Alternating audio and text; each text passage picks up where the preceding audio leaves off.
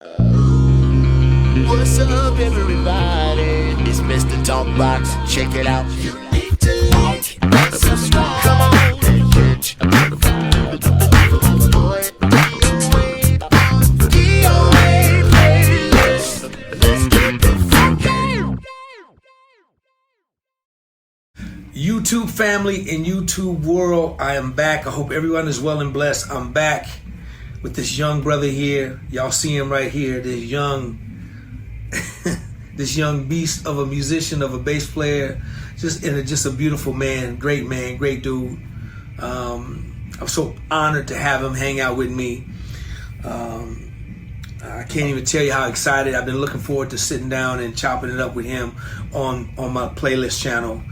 Y'all show your love for this very, very, very special cat. I show your love for the one and the only Mr. Justin Rains. What's up, brother? Come on, Justin. What's going on? What's going on, man? Thank you for having me. Honestly, thank you. Man, thank you, man. Listen, like I tell everybody, bro, I don't take it lightly that you're here. I'm really thankful that you're here, and I appreciate your time, man. I know you're very busy. I know you got a lot going on. And man, I just appreciate you hanging out with me, and on such short notice, man. Thank you, man. I'm so glad you're here, man. Dude, how you been, man? Man, I have been well. I've definitely been well. As I'm not sure if the followers know, but if anybody has been following me for some time, you know that I've had some health challenges, and so outside of that, I'm good. I'm in good spirits. You know what, man? We're definitely going to get into that, man, because we're going to see how, and I'm sure you've been getting a lot of support, man. We're going to see how we can just rally around our brother and support him and love on him, and try to help him out and support him getting what he needs, man. And we all praying you up, bro, for real. We all know that God is in control and God is in charge of this situation, man. And we're definitely going to talk about that part, man. But first thing I want to get to, man, I want to share how I first discovered this brother right here. Man, I discovered you. I found you and probably Alan Snoop Evans around the same time, man. I was in Europe. I was playing bass with Lionel Richie. I was on tour, dude. This was, early 2000s, man. And I was in my room and I was just kind of surfing YouTube. And I come to this clip of this brother with these dreads. Looked like it was I don't know if it was a jam session or it was in church. It was something. And this dude was playing this 6-string bass, man. Absolutely incredible. And dude, I'm sitting there watching you. And I'm watching you, and I kept just kept watching the clip, man. I was blown away, dude. I was blown away by some kid named Justin Rains, and I was like, I gotta find this Justin Rains because I gotta find out what planet he's from, because this kid. Now I don't know where you guys were. I don't know what city you were in, but it looked like a massive church thing, man, and it's still out there, and the video. It just went viral, man, and I probably contributed about 100,000 views myself. Man, I was blown away, Justin, man. And so, honest to God's truth, man, probably, I don't know how long later, maybe I don't know if it was within a year time later, I'm at home in Sacramento. And I get a call from Your buddy or Big Mike? No, it was Jerry Harris called me. Jerry Harris, right? Jerry Harris called me. He was MD, right? Was he MD in Israel? Yeah. Oh, okay, anyway, I get a call from Jerry Harris, man. And he says, "Hey, D, what's up, man?" He says, "Man, I'm in town." He says, "Man, I'm in town with Israel." I said, "Okay, cool." He says, "Man, I want to bring, if you have some time, man, I want to hook up. I want to bring some of the cats from the band over to meet you." I said, "Dude, it's perfect time. I'm at home, Bring him by. Y'all come on through. Because Jerry and I, we went back, working with Wayman and all of that stuff. And so I said, dude, yes, absolutely. Come on by. Bring them all through. So Jerry comes to my crib. I open the door. I see, I don't know, maybe 4 or 5 of y'all. I can't remember how many it was. But Jerry comes in. I see him first. See Buddy. And who walks through my door in my living room? It's this dude right here. And I'm like, to heck with Jerry. I'm like, dude, I know you. Man, I remember that day like it was yesterday. Justin, that was nobody but God. I'm telling you, man, because I wanted to meet you, man. And then just so happens, you end up in my house. You're playing for Israel. And I had no clue, man. And this dude, y'all, he ends up in my house, man. Just the greatest cat in the world, man. And it was just an amazing moment for me, dude. That's how we hooked up, man. That's how I met you. And I remember that, man. I remember that day like it was yesterday. And you're absolutely right. It was Jerry, Buddy Strong, Big Mike Clemens, and myself. And we went and got something to eat, and then we left from there and came to your house. And yeah, like you said, he was like, I know who you are. And meanwhile, I'm like, I know who you are. I'm in a state of like, come on, like Janet Jackson and Black Cat tours and stuff. I'm in a place of like a big kid, like a little kid. You know what I mean? Because I got to meet you, and I tell people all the time, that day was one of those monumental times in your life that kind of shifts or changes things for you. Because after I met you, we went in, probably in this studio right here, and we just talked. You just talked to me, like, and I feel like that moment was just like a pouring in session. It wasn't a lot of playing. No, we did play, left and like you played, I played a little bit, but the impartation was us talking.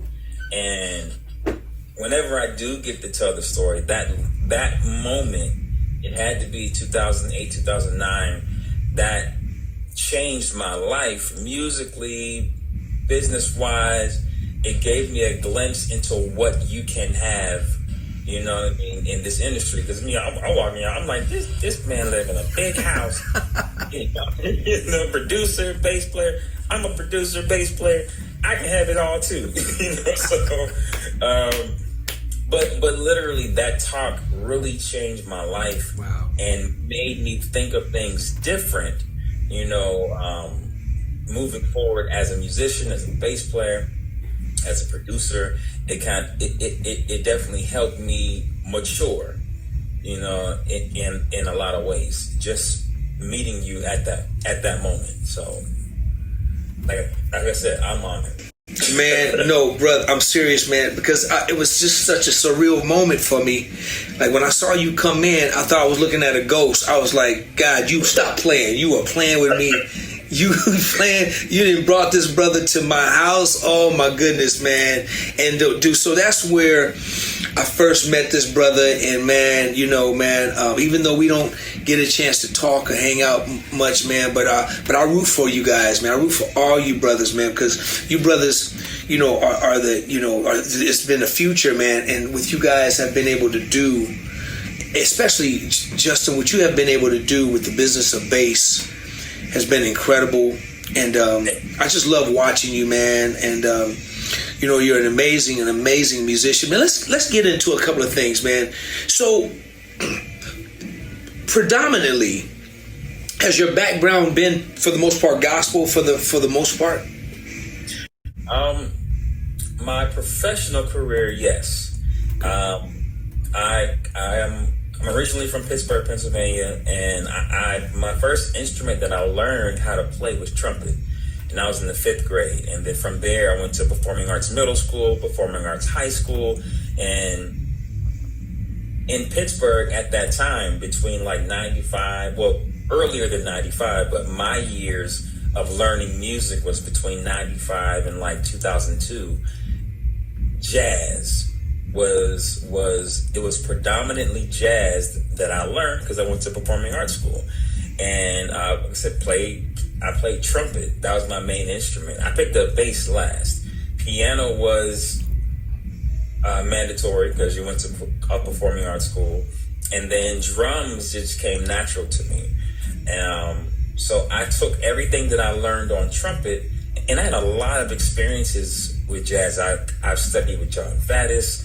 I've studied with Wynton Marsalis. I've studied with so many different jazz greats, Sean Jones, when I played trumpet actively.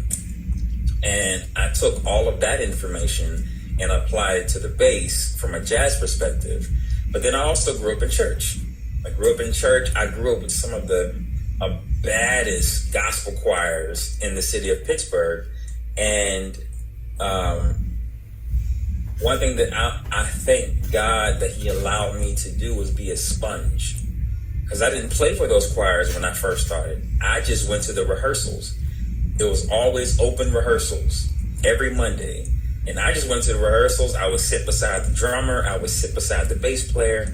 The bass player's name was Alonzo Smith. He's the reason why I play bass. Because he did things on the bass I never saw any bass player do. So I would go to the rehearsals and just watch. And that was my time to be a sponge. But I also went to performing arts school so I could analyze what was being played. So it was like God gave me the best of both worlds. And I'm growing up and my ears being developed from growing up in church, playing for the community choirs, going to the community choir rehearsals, going to the gospel musicals and just listening. And then I went to a performing arts school. So I knew what scales were being played. I knew what chords were being played. I knew how to analyze the music and put everything together. And that kind of started off. So it started off as jazz, but I grew up in church. And so gospel was just like my love, if you will. So I guess it's safe to say you're totally formally trained. You got the gift of the ear and you're formally trained. Yeah. That's a beautiful thing, man. Now, how old were you, like during this time? I started playing the bass when I was 15. So that's when I started playing bass, 15 years old. I started playing trumpet when I was 10 years old. And it just kind of went from there. Yeah. So now, are you still in Pittsburgh, Pennsylvania? You still there, or did you relocate? Oh no, I'm in Atlanta, Georgia now. You're in so I went to after high school, I went to Boston, and I went to Berklee College of Music, and I lived in Boston for about 13 years, and then I moved to Atlanta here in Atlanta in 2015. So when I met you, were you in Boston at the time? Mm-hmm. Wow. Yes. So you're in Atlanta. So you're in Atlanta since 2015. How's Atlanta been treating you, man, as far as, you know, I mean, you're always working. So how do you like Atlanta? I love Atlanta. You know, I always saw myself raising a family in Georgia. My mom and my dad are both from Georgia. But, you know, before I was born, my mom moved to Pittsburgh. And now she's back in Georgia. But when I first moved here, I was so busy. I was always on the move. I never really saw anybody.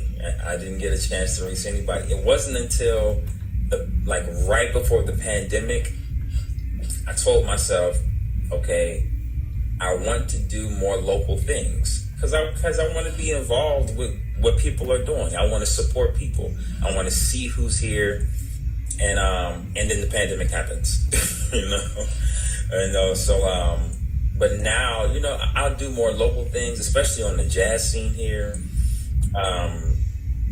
I did my own solo show last November, and I'm doing another one this December here in Atlanta. Met a lot of people, a lot of networking, like the city and outside of the city is just so huge. You either never know who you're going to run into, or for a while, everybody here is working for the most part. I would see people in different countries more than I did in Atlanta. And we live maybe 30 minutes away from each other because everybody's so busy and working. But Atlanta's been good to me, man. It's been. Justin, let me ask you this. So when did your professional career start? So, because I met you, you were playing with Israel. So, I assume you were pretty much doing your thing during that time or before, or when did that start for you? So that started for me when I was around, I want to say 18, 19 years old, where I was in Boston. I was at Berkeley. I want to say I was in my freshman or sophomore year. And like I said, I played for the community choirs, back in Pittsburgh before I left to go to college. And my big brother named Trini Massey, who was in charge of the choir, and I was his bass player, when I was back home in Pittsburgh. He said, "Hey man, I'm bringing Karen Clark Sheard to Pittsburgh to do a concert. They want us to provide the band and the singers. You're my bass player. I'm flying you home so that you can play for Karen." Okay, cool. So he flew me home around for that Easter. It had to be 2003, and I flew home, learned the music in one day, and we did the concert the next day. And after the concert, the musical director reaches out to me and he's like, "Hey man, Karen hasn't stopped talking about you since Pittsburgh. Are you available to fly to Houston, Texas for a Clark Sisters reunion concert?" Absolutely. So I fly to Houston, do the Clark Sisters reunion concert. It was like, "Hey, Karen wants to know, can you come to DC with her?" Sure, So I go to DC with Karen, and after the DC concert, they're like, "Hey, Karen wants to talk to you after the show." So I meet her at her car, and she's like, "Hey, I've been paying attention to you, over the past few dates that we've been doing. I love that you worship. I love the anointing. I see the anointing that is on you, and I want to know if you could be my traveling bass player." And at that time, she only traveled with two musicians, Damian Sneed, who was her musical director, and me as her bass player. And we picked up a drummer in whatever city we were in, and background singers. Her son at the time was like 12 or 13. He was still in school, and he was like really into basketball. So he although he played drums, he was a little bit too young to travel. So I had to be 18 at this time, and I traveled with Karen for about 2 years. I played for Kiara here and there by default because that's your mother, So, and then when I turned 20, that's when I started playing. That's when I got the call to sub for the great Terrence Palmer with Israel Newbury. That's right. Wow. Makes sense now. So when I met you, were you subbing for him at the time? When we met, let's see, because I started with Newbury 2005. So when we met, Terrence had given me the gig. Okay. Yeah. Wow. And so after that, I mean, was it still gospel? So, because now you're involved in some secular gigs as well, right? And now let's talk about that, man. How does that working right now? Just how'd you get into getting calls for that? So, actually, right after when I started subbing for Israel, I was the bass player. I had gotten the audition for JoJo. Young girl JoJo. She had to be 15, 16 years old. Get out right now. The song Get Out. JoJo's from Boston. And around, 2006, she was doing band auditions. Ray Chu was her musical director at the time. And they were doing band auditions in Boston. So me and my friends, we did the audition. And I originally got the gig, but I was on tour. I had committed to a gospel tour when they were trying to go into rehearsals and stuff like that. So I didn't do the first 2 gigs. They were like TV gigs because I committed to something else. And the bass player that got it, his name was Mitch Cohen. I mean, amazing bass player, producer. He's played for Destiny's Child. He's played for Beyonce. He's played for so many people. He's the one that played maybe the first 2 gigs, and then he was like, "Yeah, I don't want to do this. Justin, you can have it back." So I got it, turned it down, and then got it back. Right. Wow. So I played with JoJo for, I don't know, maybe a couple of years. Got to experience the Ellen DeGeneres show and Jay Leno and Megan Mullally shows and do tours and do the Jingle Ball tour. So I got to experience, the secular side of things, the pop side, around that 2006, 2007 area. And at the same time, I was subbing for Terrence Palmer, and I got to, share the stage with Buddy Strong. And at that time, that meant so much to me because at that time, one of my dream gigs was Usher, and Buddy was Usher's keyboard. So I got to study and learn from these guys firsthand whenever I would go out with Israel. And then fast forward to 2008, I played with Music Soul Child for about 6 months. And then I did spot dates with different R&B artists coming up. And 2017, I got the call from a good friend of mine named Edwin from Los Angeles, who was Neo's musical director. And he has a bunch of accounts, and he was going out with Camila Cabello, and he asked me to come in and fill in with Neo for him in 2017, and I've been playing for Neo since then. Wow, are you still out with him right now, even?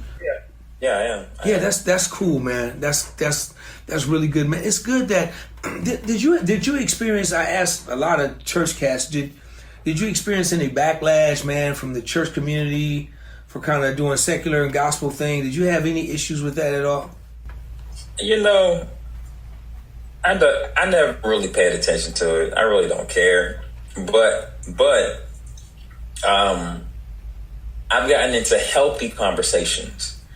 People that would say ignorant things, I just kind of ignore it and just kind of move on about my business. But people who genuinely wanted to know or had questions, I'd give an answer. My thing is, I look at it as I'm a professional musician. You know what I mean? I'm not a gospel musician. I'm not a church musician. I've gone to school. I've got the degree. I've put the time in. I'm a professional musician. I've played jazz, gospel, rock, pop, classical, everything at a proficient level. I am a professional musician, and I can play any style that I want to play. That's going to make me money because that's my job. It's my career. You know what I'm saying? So, but at the same time, I do have standards. There are certain artists that I wouldn't play with. That's, you know what I mean? I've been fortunate enough to play with artists that sing about, if it's secular, sing about love. You know what I mean? So there's no harm, foul in that. You know what I mean? So, and I'll play for singers, artists that sing about love, that sing about sex, that sing about anything like that. These are natural things that happen in life. You know what I mean? But if it goes down the road of something that just doesn't sit right in my spirit, I won't play for them. You know what I mean? I have that opportunity. But the whole, you're playing with secular artists. No, I'm a professional musician. I'm not a church musician. So, yeah. The fact that you said something, it's the first time I ever heard this answer about you turn it into a healthy conversation. Justin, that's cool. That's cool. Yeah. That's really cool. That's a great way to handle it. You know, if it can't be, it's not, like you say, you don't pay it no attention at all. You know. Yeah. That's really good, man. Listen, man, I'm not going to keep you long, bro, but I want to get off into, let's talk about health, man. How are you doing, brother? How are you, man? You know, I'm the honest answer is I am good, but I have my days. You know, for the audience members that don't really know, I'm on dialysis. I'm back on dialysis 3 times a week for 3.5 hours each session. So Monday, Wednesday, and Friday, I'll go into the dialysis center at 6 in the morning, and I'm done by 9:30 in the morning. You know, which allows me to have my day. The effects of dialysis are unpredictable. Sometimes I can be drained and my entire day is gone. I can be exhausted. Or sometimes I can operate just as normal. I can get up, go walking around, and then go about my day. It's inconvenient because I'm not as free as I was without being on dialysis. So ones that don't know, I had a kidney transplant for 9 years, about 9.5 years, and then the kidney failed. So which put me back on dialysis. So if you travel as much as I do as a musician, it can become inconvenient to have to do dialysis because you're going to miss out on things. I missed out on a 2-week international run with Neo, and I missed out on a 2.5-week international run with Israel because of the need of dialysis. And when you're doing those international trips, yes, they have dialysis in different countries, but we need to be able to move. You know, as soon as we land, we got to go through immigration and customs.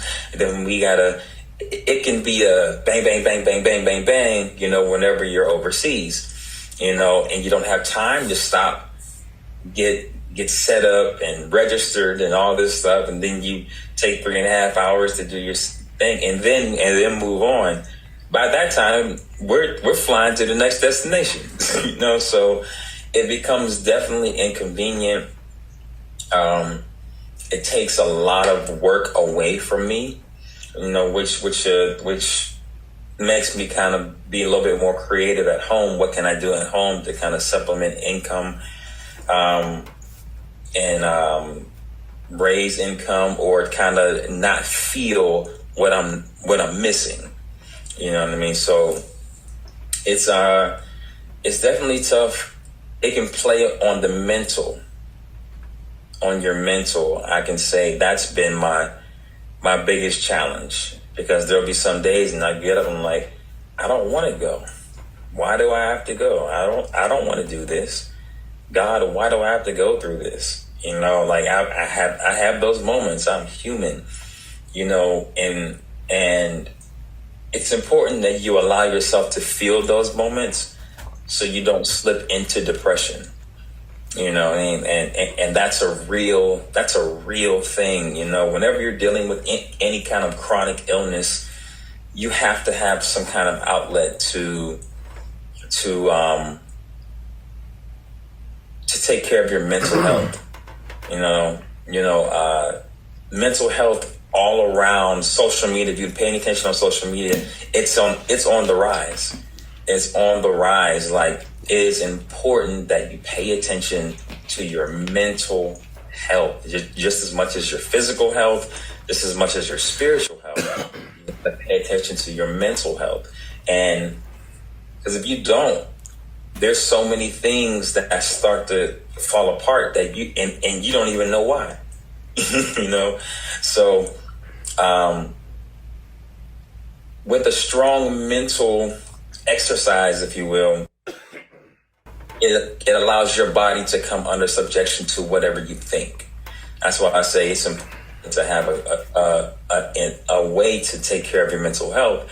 You know, your body does what your mind tells it to do. It's not the other way around. You know what I mean? But you have to have a strong mind, a strong will to even allow that to happen. So all that being said, you know, I have my good days and I have my bad days. So. You know, you said something to me earlier, that now versus then before. Yeah. You said that you understand it now. Is that you have understanding? Explain that. When you Absolutely. So the first time I had to go on dialysis, it was around 2009 until 2013. But between 2007 and 2009, I was kind of blindsided, you know, with the decline of my kidneys, because I was ignorant to what my kidneys did. You know, I just started, like, my body just started kind of fall apart, and I wasn't very educated, so it was hard. It was like triple whammies. Like, what's going on? I have to go in the hospital for this. I have to go in the hospital for this. So that was really, I wasn't prepared. I really wasn't prepared for it. I didn't know much about anything, so I was learning along the way. I get my transplant in 2013, and then now we're back at this again this year, 2023 in February. This time around, I'm more educated about how the body responds to dialysis. I'm more educated as to what our kidneys do. I'm more educated. I'm more vocal about advocating for yourself. Anytime you go to a hospital, you advocate for yourself. You speak up. If the medication is not doing what it said it's supposed to do, you speak up. Like, this isn't working. Just find something else. You know, or you've got to advocate for yourself, because sometimes whenever we have to go to the hospital and deal with doctors and nurses, we're depressed. We're in a depressive state. Like, I don't even know what's going on. What's going on with my body? And these people that practice medicine, they're going by the books. Oh, this is what it looks like. Let's try this. Let's practice this. Let's try this. And it's in those moments you have to study everything about what they're giving you. Study your body. What is your body supposed to do? How is your body supposed to respond?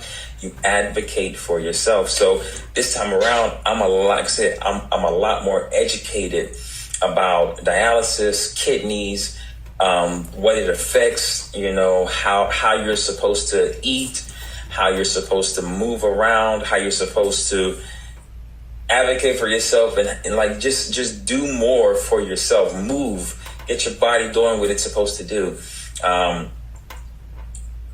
just being informed.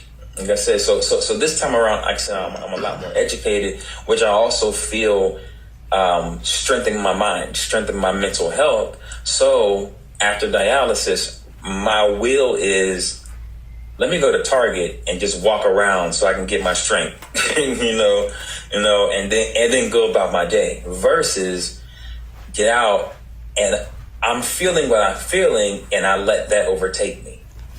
You know what I mean? And now I'm just at home depressed and just, and it's not to diminish the actual feeling of dialysis afterwards, because you feel weak and some people feel terrible, afterwards. I can say this time around, I've been blessed to not feel terrible. Like, I can feel exhausted, I can feel tired, but then I can just get up and go about my day for the most part. Because then I'll have some days where I'll sit on the couch and I'm stuck until, Right. So, yeah. Well, my brother, listen,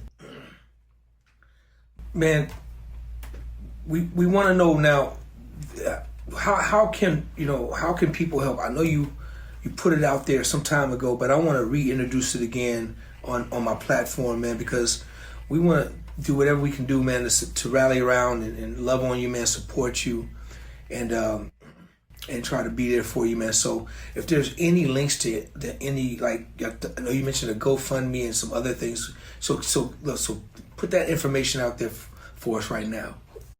Yeah, absolutely. So on GoFundMe, they create a custom link, which I emailed to you.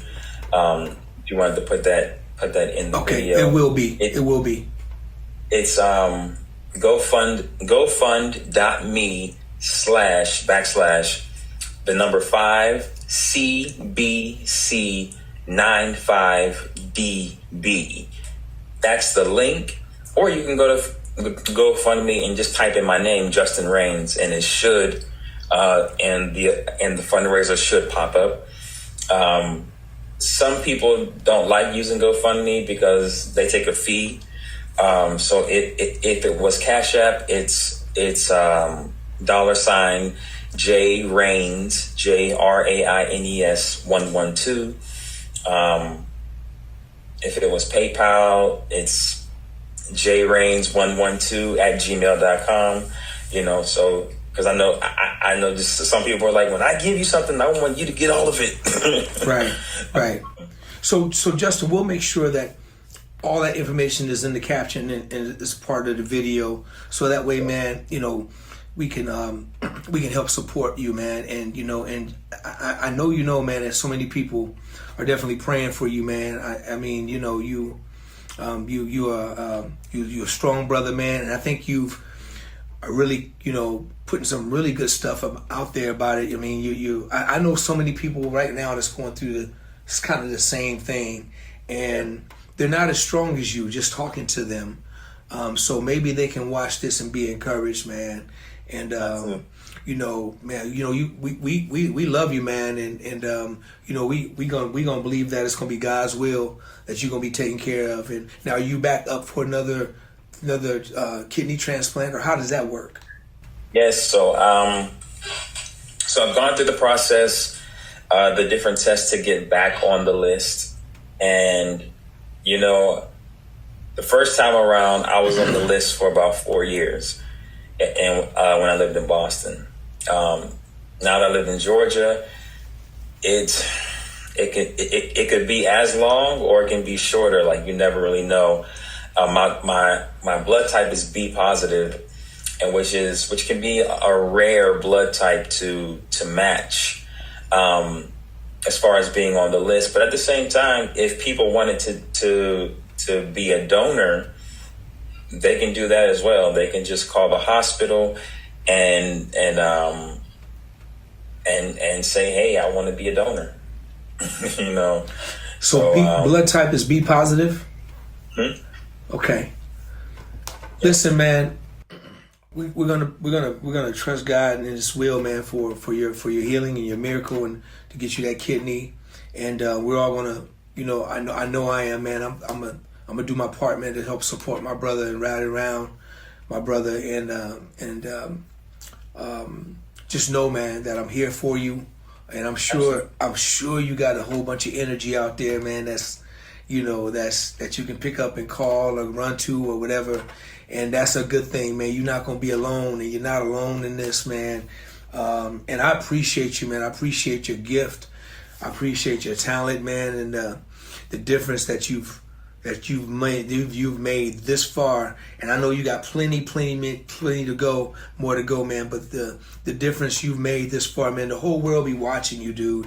And you're one of those sensational young brothers, man. That's inspiring. And a lot of other, now, there's another generation up under you, and it's so crazy. It's another one up under them, and it's crazy, man. But all of them, man, you're that guy, man. You're that guy, and just like so many of your peers, man. You guys are the ones, man, that's doing it, and man, I'm very proud of what you guys are doing, man. When it comes down to the bass guitar and just music in general, man. And always stay the way you are, man, because dude, you're a beautiful brother, man. Your energy, your vibration, it speaks through the computer screen, man.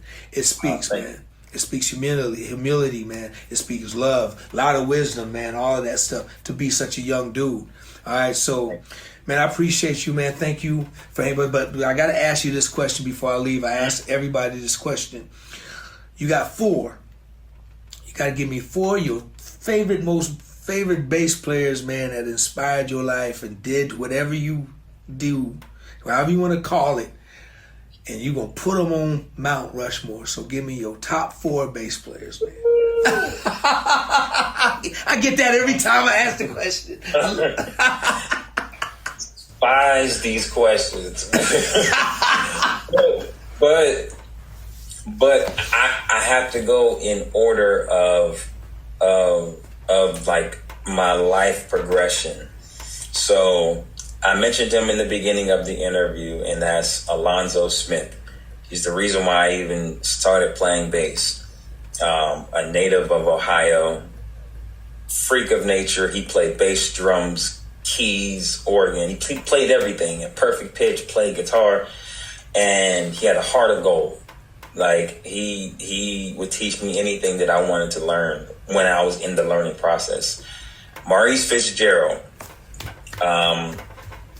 Growing up, the lady from my church used to give me 2 CDs every week, and I would go home and learn them. Like, it was like a video game to me to go home and learn CDs, and which increased my retention and strengthened my retention. So I thank God for her when I was learning.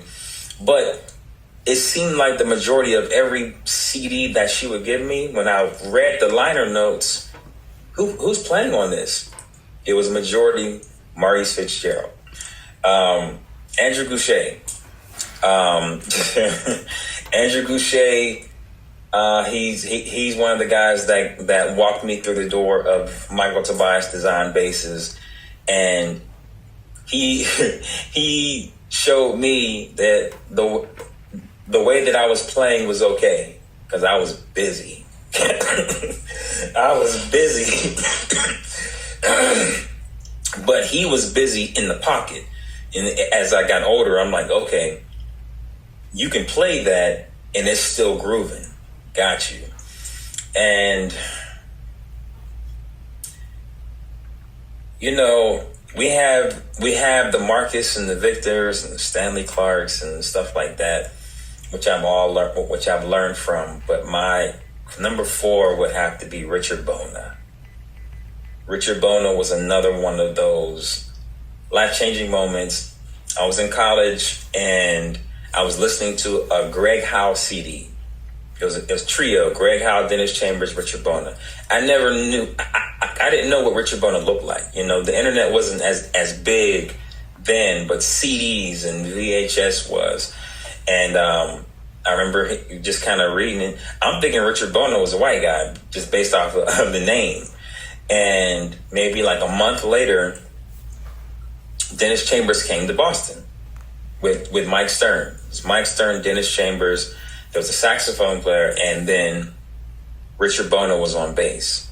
I went to the concert, and a guy came out, and he was like, man, that first set was amazing. Who needs tickets for the next set? I'm like, I do. I need tickets for the next set. He just gave them to me. He had tickets, he just gave them to me.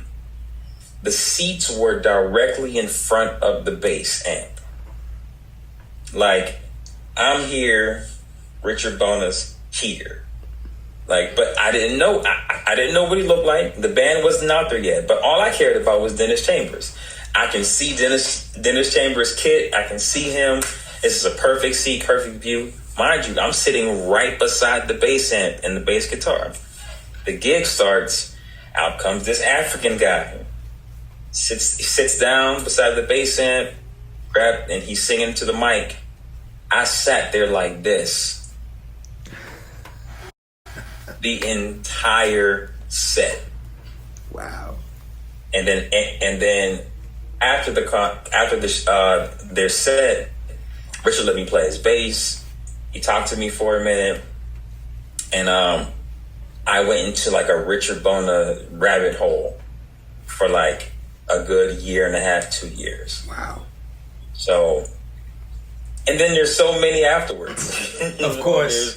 There's the Terrence Palmers. There's you. Like I said, when I met you, it was a shift in the way that I played.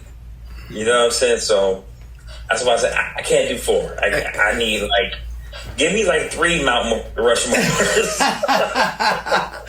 Hey man, it's impossible to do 4, man, and I love the question because it's fun, and you know, I could have asked you who's your favorite drummer or because you play everything. So, but from a bass man to a bass man, I had to put you in the bass category. So, and it's always difficult, but it's fun, man. It's fun, man. I appreciate you so much, man, for real, man.